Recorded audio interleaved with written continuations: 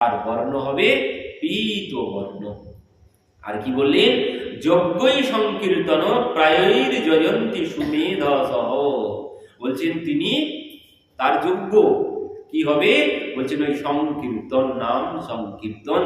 তিনি এই নাম সংকীর্তন প্রচার করবেন কলিযুগের যিনি ভগবান হবেন, তিনি এই নাম সংকীর্তন প্রচার করবেন। আর কি বলছেন? যজন্তি হি সুমেধসহ। এই যে সার্বভৌম ভট্টাচার্যের কথা বলছেন, তাকে কে মানবে, তার পূজা কে করবে? সুমেধসহ, বলছেন যার মাথায় সুবুদ্ধি আছে। সার্বভৌমের মতো বুদ্ধি যার নেই, মানে অহংকার। বলছেন সুবুদ্ধি, যার মাথায় সুবুদ্ধি আছে তিনি তাকে ভগবান বলে পূজা করবেন কলিযুগে। যার মাথায় সুবুদ্ধি নেই তিনি তাকে ভগবান বলে মানবেন না। আর এই কথায় তো অন্য কেউ বললে তো এত কিছু বলছেন, কিন্তু সার্বভৌম ভট্টাচার্য কোনো কথা বলতে পারছেন না। বলছেন মহাভারতে, বলছেন সুবর্ণ হেমঙ্গ্য বরঙ্গ্য চন্দনঙ্গদি সন্ন্যাসক্রেত সমহ শান্ত্য নিষ্ঠ শান্তি পরায়ণঃ। মহাভারতে এই কথা বলেছেন। সুবর্ণ হেমঙ্গ বরঙ্গ্য চন্দনঙ্গদি সন্ন্যাসক্রেত সম শান্তি নিষ্ঠ শান্তি পরায়ণঃ। যিনি কলিযুগের ভগবান হবেন। ভগবান বলছেন কলিযুগের অবতারের কথা, ভগবান শ্রীকৃষ্ণের মুখের কথা শুনলে কি বলছেন ভগবান?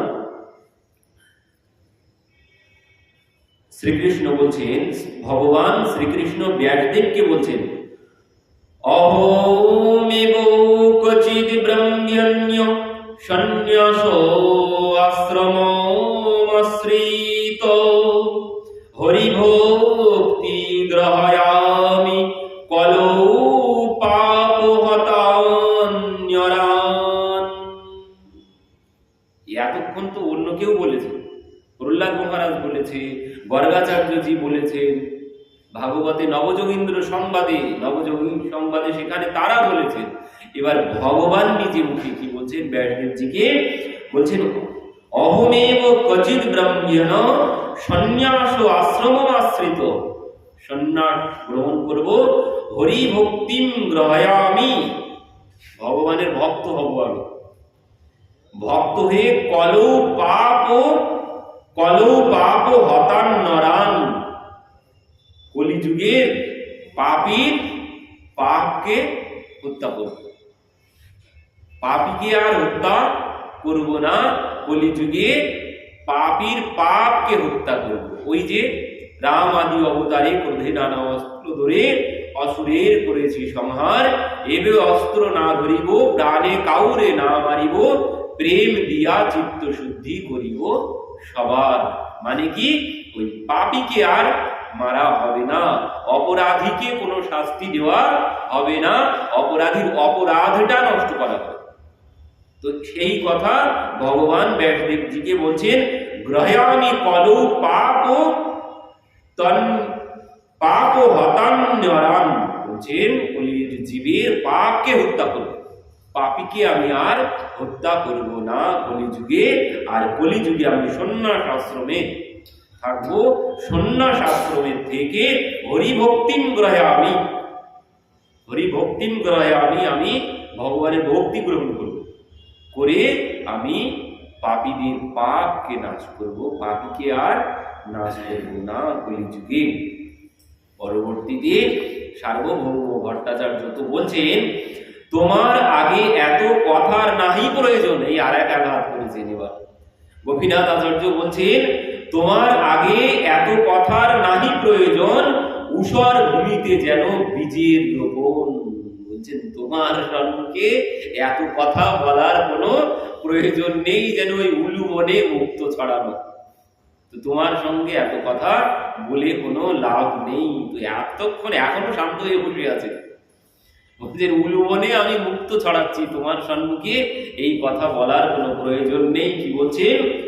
তোমার উপরে তার কৃপা যবে হবে, এসব সিদ্ধান্ত তবে তুমিও কহিবে। আমি যেসব সিদ্ধান্তের কথা তোমাকে শ্রবণ করালাম, তোমার উপরে তার কৃপা যখন হবে, তুমিও এই সমস্ত কথা বলবে। তোমার যে শিষ্য কহে কুতর্ক নানাবাদ, ইহার কি দোষ এই মায়ার প্রসাদ। বলছেন তো সার্বভৌম ভট্টাচার্যকে মোটামুটি এখানে শেষ করে দেওয়া হলো, তার সাথে কথা শেষ করা হলো। তো এবার বলছে তোমার যে শিষ্যরা, ঈশ্বরকে মানা হয় অনুমানে, তার আগে বলছেন তোমারও শিষ্যদেরও কি বলছেন এখানে, তোমার যে শিষ্য কহে কুতর্ক নানাবাদ, ইহারও কি দোষ। বলছে ওদেরও কোনো দোষ নেই। আগে তো বলেছে তোমারও কোনো দোষ নেই, আর তোমার শিষ্যদেরও কোনো দোষ নেই। তো কি দোষ আছে? বলছেন এ মায়ার প্রসাদ। বলছেন এরা এই মায়ার জন্য এমন কথা বলছে, এদেরও কোনো দোষ নেই। এত কথা বলেছেন। তো কি বলছেন এখানে দেখুন, যে তোমার শিষ্যদের উপরে মায়ার প্রভাব আছে, সেই জন্য তোমার শিষ্যরাও তাকে চিনতে পারছে না। কি বলছেন এখানে ভাগবতে সেই দক্ষ মহারাজ কি বলছেন দেখুন, যদ শক্তয় বদতম বাদিনম বৈ, বিষাদ সংবাদ ভুবো বদন্তি, কুর্বন্তি চৈষম সুহারাত্মহম, তস্मै নমো অনন্ত্য গুণায় ভুমনে। কি বলছেন, যৎসত্ত্বায় বদত্যম বাদিনম বৈ, বিষাদ সংবাদ ভুবো ভবন্তি, কুর্বন্তি চৈষম মুহুরাত্মহম, তস্मै নমো অনন্ত গুণায় ভুমনে। বলছেন এখানে দক্ষ মহারাজ, কারা ভগবানকে চিনতে পারে না, কারা মানতে পারে না, কি বলছেন দেখুন, বলছেন যারা অদ্বৈতবাদী, যারা দ্বৈতবাদী, যারা সাংখ্য মত অবলম্বী, মীমাংসাবাদী, নানান রকমের যারা আছে, বলছেন যে যে পথেই থাকুক না কেন, বলছেন নিজেদের মুগ্ধতা, তারা নিজেরাই কিভাবে বলছেন তাদেরকে মায়া গ্রাস করে রেখেছে। তাই যে যে পথেই যাক, অদ্বৈতবাদী আর দ্বৈতবাদী, যে যে পথে হোক না কেন, বলছেন এখানে ভগবান এই কথার প্রসঙ্গে উদ্ধবের সাথেও কথা বলেছেন। এই যে এক একজন ভগবানকে এক এক রকম ভাবে, তো কেন ভাবে ভগবান উদ্ধবকে বলছেন, উদ্ধব দেখো এদের কারো দোষ নেই, কেন এরা এক একজন এক এক রকম করে ভাবে আমাকে, এই জন্যে ভাবে, বলছেন যে যতটা আমাকে দর্শন করতে পেরেছে, যে যতটুকু কৃপা আমার কাছে লাভ, আমার কৃপা পেয়েছে, সে ততটুকু ধারণ করেছে। সবার তো ধারণ ক্ষমতা এক না। বৃষ্টির দিনে আমি বাইরে একটা বালতি বসানো থাকলো, একটা ড্রাম বসানো থাকলো, একটা গ্লাস বসানো থাকলো, গ্লাস যদি বলে আমার এইটুকু জল, ড্রামকে যদি বলে তোর কাছে কেন অত জল, তো ভুল কোথায়? আমার ধারণ ক্ষমতা যতটা, আমি ততটা ধারণ করেছি। তো এখানে বলছেন যার যতটুকু ধারণ ক্ষমতা, যে যতটুকু অনুভব করতে পেরেছে, সে ততটুকুই ভগবানকে ভেবেছে। তো এবার সবার ধারণ ক্ষমতা তো এক না, তো এই জন্যে এক একজনের ধারণ ক্ষমতা এক এক রকমের, তো এক একজন ভগবানকে এক এক রকম ভাবে নিয়েছে। বলছেন কারো কিন্তু দোষ নেই এখানে, কারো কোনো দোষ নেই। যার যতটুকু সামর্থ্য সে ততটুকু গ্রহণ করেছে। আমার যতটুকু সামর্থ্য আমি ততটুকু গ্রহণ করেছি, দোষ কিন্তু আমার নেই। আমার ওইটুকু উপলব্ধি করার সামর্থ্য আছে, আমি ওইটুকু উপলব্ধি করেছি। কেউ বলে 25 তত্ত্ব, কেউ বলে 16 তত্ত্ব, কেউ বলে 24 তত্ত্ব। ভগবান বলছেন এই একটাও কেউ ভুল বলছে না, কেউ ভুল বলছে না। কি বলছে?